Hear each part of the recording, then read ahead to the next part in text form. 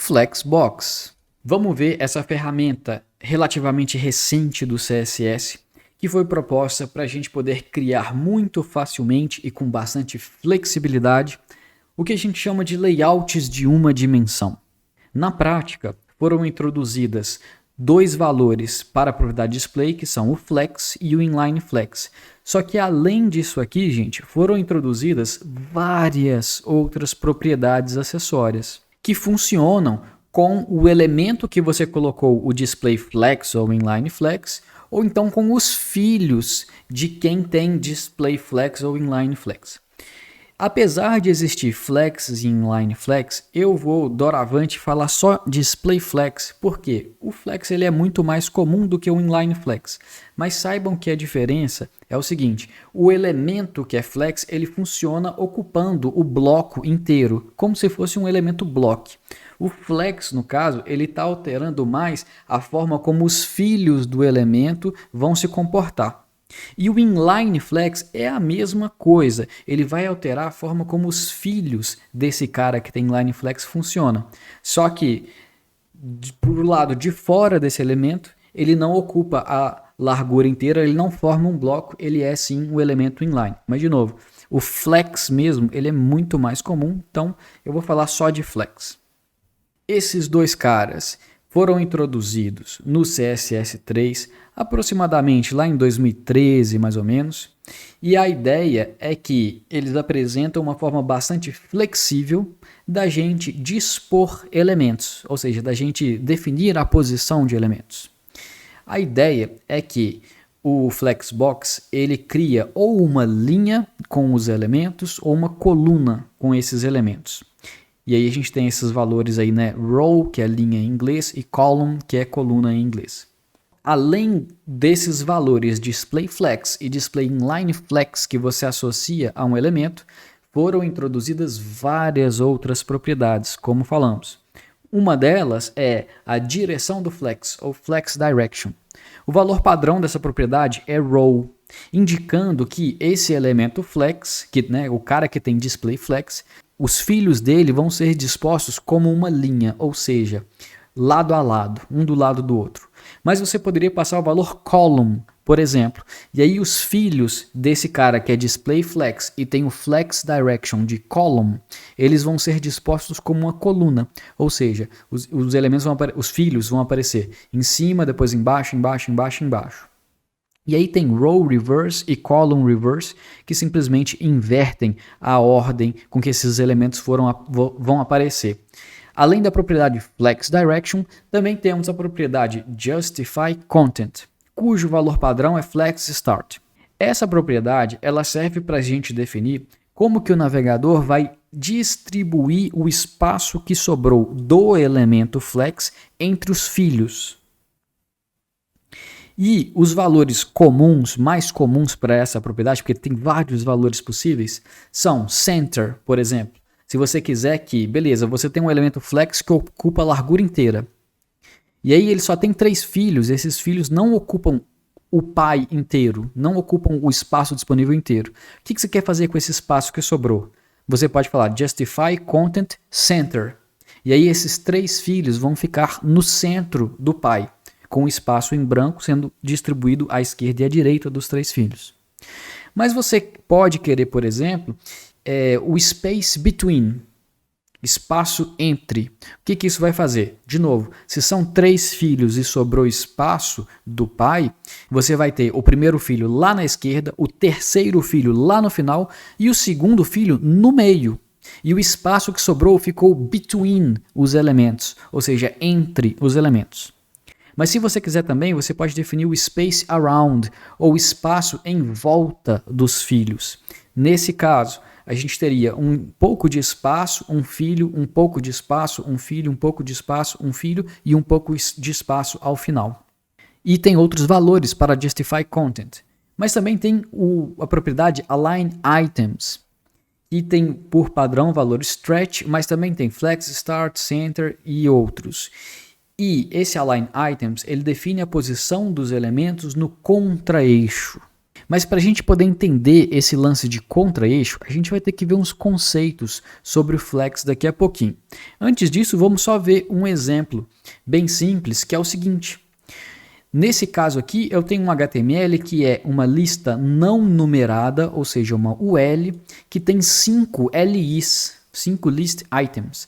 Só que eu queria que essa lista ela não aparecesse nem com as bolotinhas, e nem que ela aparecesse do jeito normal, que é de cima para baixo. Aí olha que legal, eu coloquei uma classe horizontal, indicando que ela vai ser uma lista horizontal, e para eu poder fazer isso de uma forma bem tranquila, eu fiz com display flex para o pai desses caras. Repare, não é para cada LI, mas é para a UL. Falei que eu queria que o espaço que sobrou fosse distribuído entre os elementos, ou seja, entre os elementos e também à direita e à esquerda. Aqui foi só para eu poder tirar uma formatação padrão das ULs que coloca as bolotinhas e coloca um padding left de, se não me engano, uns 30 pixels à esquerda. E isso aqui foi para a UL. Para a LI, cada LI dessas aqui, que temos 5, eu usei uma propriedade que chama flex. E essa propriedade aqui, ela serve para a gente definir um peso com o qual esse LI vai crescer para ocupar o espaço que sobrou desse pai, né? O pai sendo o elemento flex. E aí eu falei que todas as LIs têm o peso 1. Ou seja, flex 1. O que significa isso? Todos vão crescer com a mesma proporção.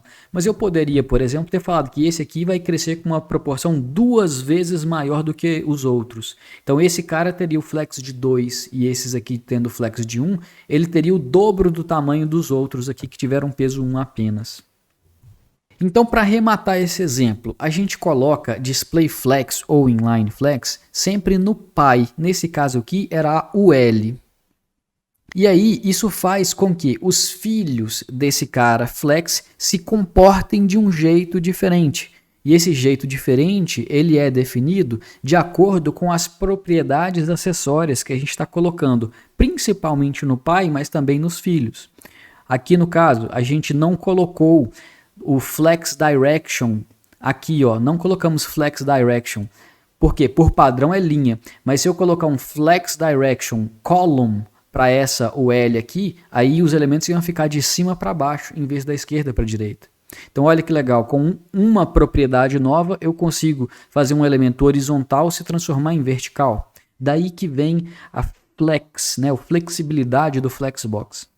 Outra coisa interessante, né, o Justify Content que a gente utilizou, aqui eu especifiquei que eu queria distribuir o espaço em branco com Space Around. Né? Então ficou um espacinho entre os elementos e a esquerda e a direita, mas eu poderia ter colocado Center, poderia ter colocado Flex Start, que é o valor padrão, ou Space Between, etc. Também tem Flex Wrap, que indica o que acontece se não couber todos os filhos na mesma linha. Pode quebrar linha e continuar esse flex na linha de baixo? E outras coisas. Mas, gente, eu tô falando aqui com vocês, tô explicando esse monte de coisa, mas quem vai de fato ensinar Flexbox para você não sou eu, mas sim um joguinho chamado Flexbox Frog, muito legal. Se a gente entrar nesse jogo, a gente vai ver o seguinte, primeiro que você pode mudar a língua dele para o que você quiser aqui em configurações, você pode colocar uma cor aqui, e aí você vai lendo a descrição. A gente está na fase 1. A ideia de cada fase é o seguinte, a gente tem que pegar o sapinho e colocar em cima da Vitória Régia.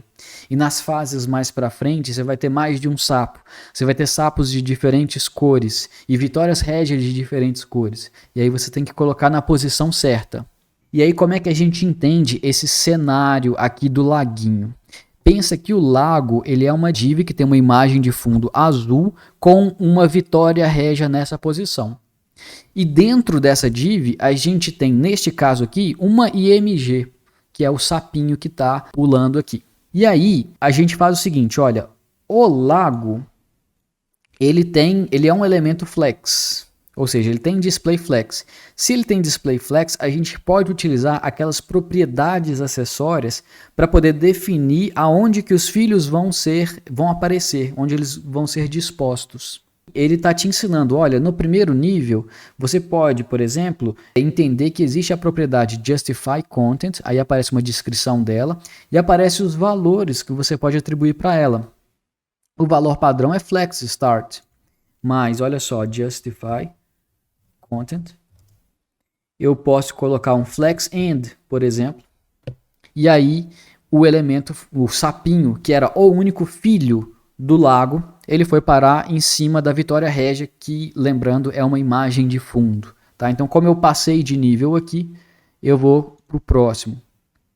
Aí, na próxima fase, já temos 2 sapinhos. E aí ele fala, olha, propriedade Justify Content. Então, vou tentar mesmo aqui, ó, Justify Content, Flex End.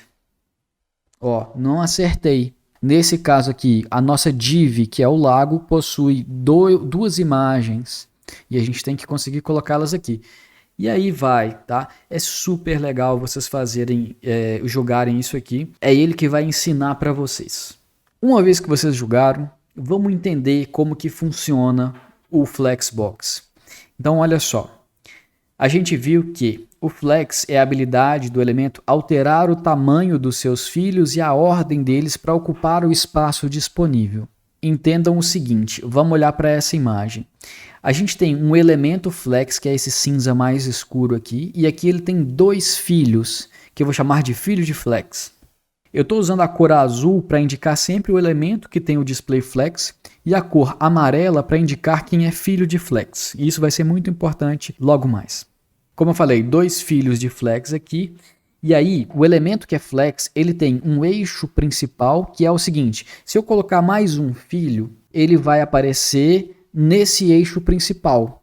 Mas se não couber no eixo principal, ele vai começar a criar uma nova linha no contra-eixo. Então, o terceiro filho viria para cá, quarto filho, quinto filho, etc. Então, a gente tem o eixo principal, que é para onde que os novos elementos vão, mas se não couber no eixo principal, ele abre, ele expande na direção do contra-eixo, que é perpendicular ao principal.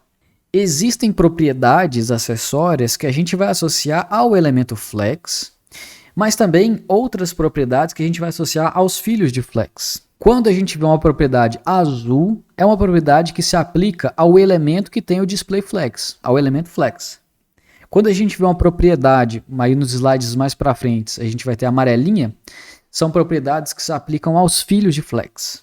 A flex direction, ela define quem é o eixo principal e o contra-eixo. Se a gente coloca flex direction com valor row, que é o padrão, os filhos eles vão ser dispostos da esquerda para a direita.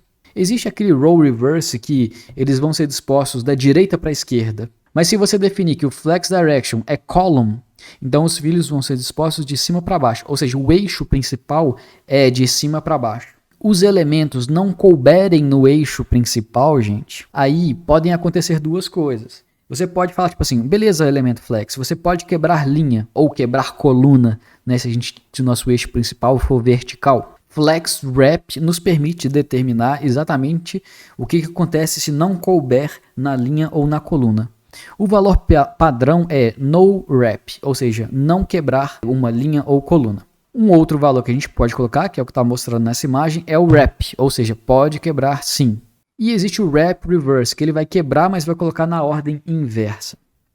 Para o elemento pi, ou seja, o elemento flex, também existe o justify content, como a gente viu, que distribui o espaço que sobrou no eixo principal. O valor padrão é flex start, então se tem 3 filhos só e sobrou esse espaço, os 3 filhos vão ficar no início do flex. Mas você pode falar, não, eu quero que eles fiquem ao final do elemento flex, flex end, aí eles vão ficar aqui. Se você colocar justify content center, os filhos vão ficar centralizados.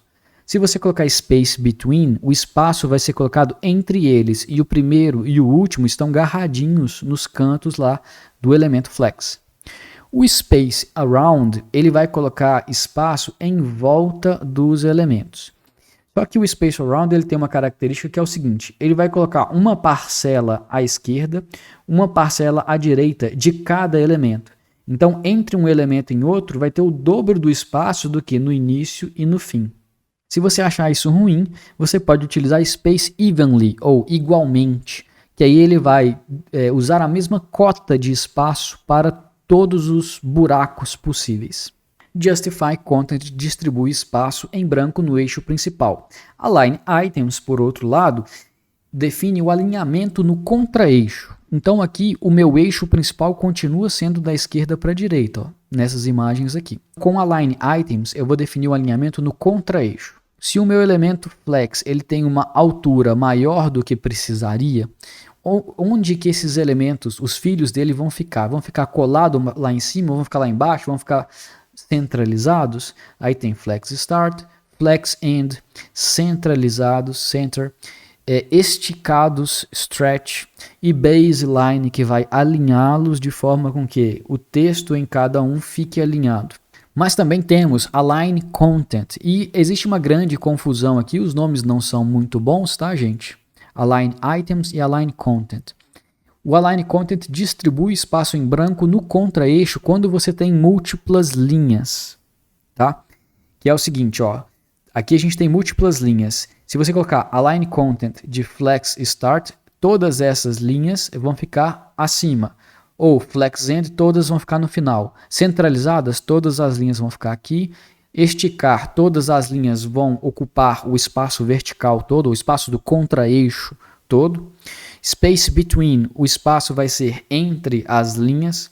E Space Around vai ser entre as linhas, mas também no início e no final.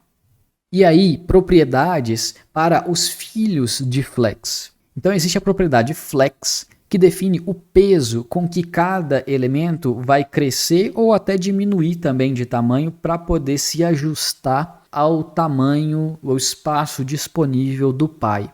Nesse caso, o elemento Flex tem 3 filhos e todos têm o mesmo peso. Aí eles ficaram com a mesma largura, porque aqui o eixo era linha, né? E nesse segundo caso, também tem 3 filhos, só que o do meio tem o peso 2, ou seja, tem o valor de Flex 2. Aí ele ficou com o dobro do tamanho dos outros dois. Essa propriedade Flex, ela é, na verdade, um atalho para outras 3 propriedades. Mas é um pouco raro a gente precisar dessas 3 propriedades separadamente. Então, por isso que eu gosto de mostrar só a propriedade atalho, que você pode passar um valor só e ele vai funcionar mais ou menos dessa forma que você está imaginando. Também tem a propriedade Align Self, que ela é tipo o Align Items, mas ela funciona apenas para o próprio elemento. O Align Items, você passa, é azul, né? Você passa para o elemento Flex, vai funcionar em todos os filhos. O Align Self, você pode passar um valor diferente para cada filho. E também tem uma propriedade Order, que define uma ordem para o elemento aparecer, que pode ser diferente da ordem com que esse filho aparece no código HTML. E aí você pode falar, beleza, a ordem desse é 1, que é o valor padrão, a ordem desse aqui é 2, a ordem desse é 3, então ele vai ficar nessa ordem. Se você definir ordens negativas, ele entende também. E você também pode ter buracos nessa ordem, ele vai saber colocar isso direitinho. E também tem uma última propriedade que eu quero mostrar para vocês, que é a Gap. Essa propriedade serve para definir um espaço mínimo entre filhos. É como se fosse uma margem entre os filhos. Só que você não precisa se preocupar com a propriedade margin, né? Qual que é a direção dessa margem? Não, põe um gap. E aí ele vai ser o valor entre, né, no eixo e no contra-eixo dos elementos. Existem outras propriedades acessórias, além dessas que a gente viu, e é muita coisa para a gente decorar. Eu, particularmente, nunca decoro.